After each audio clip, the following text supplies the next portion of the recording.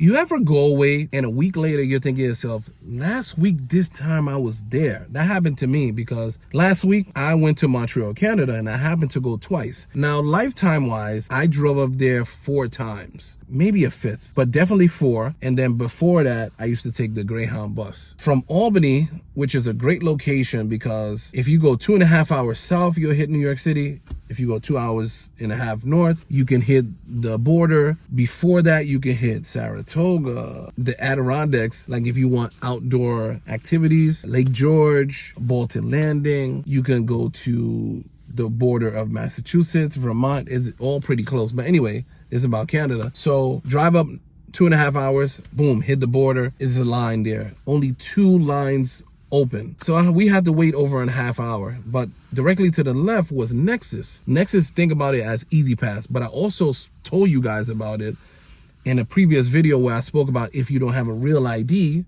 to travel domestically, other forms of IDs in which you can use. I spoke about military cards, I spoke about passport cards, but I also spoke about NEXUS. Now, if I had NEXUS, boy, I would have been through, because no one wants to get slowed down at a border, especially when you have a 2-hour drive ahead of you.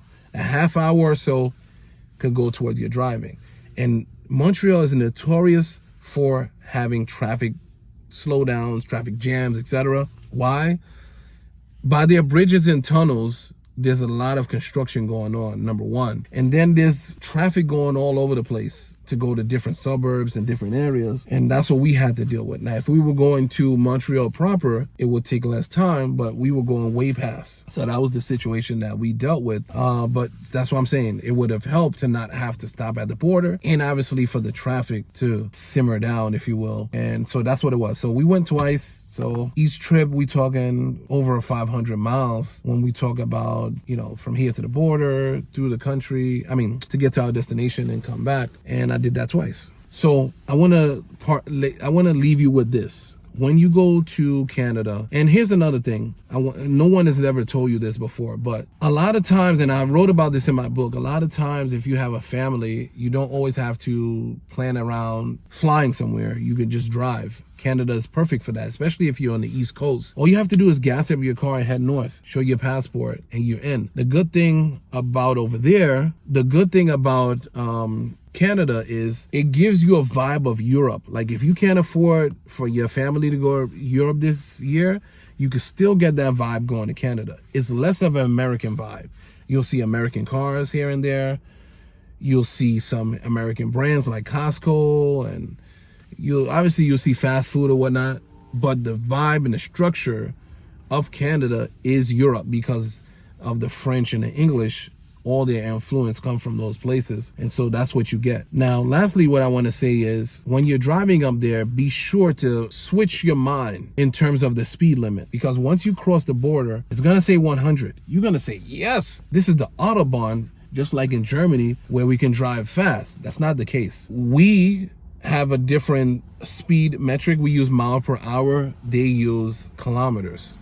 So when it says 100 over there, that's in kilometers, which is 60 miles an hour.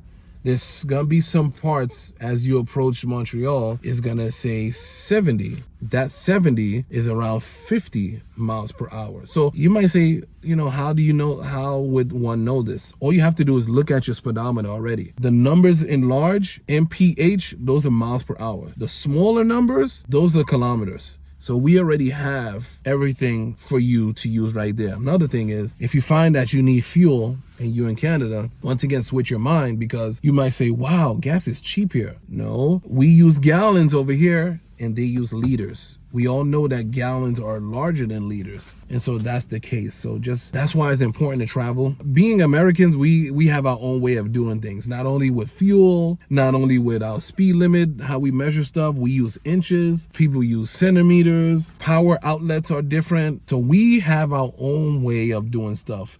the size and the portions of our foods are larger than other places. There's just so many things, but as you continue to travel, you'll pick up on these things, and then you'll be able to quickly flip each time you go over there, because you just know, okay, I'm out of America right now, and let me do what the Romans are doing in Rome. All right, so hopefully this was helpful. If you have any questions, let me know down below. As always, until next time, David the Ring, No Frontier, over now. Peace.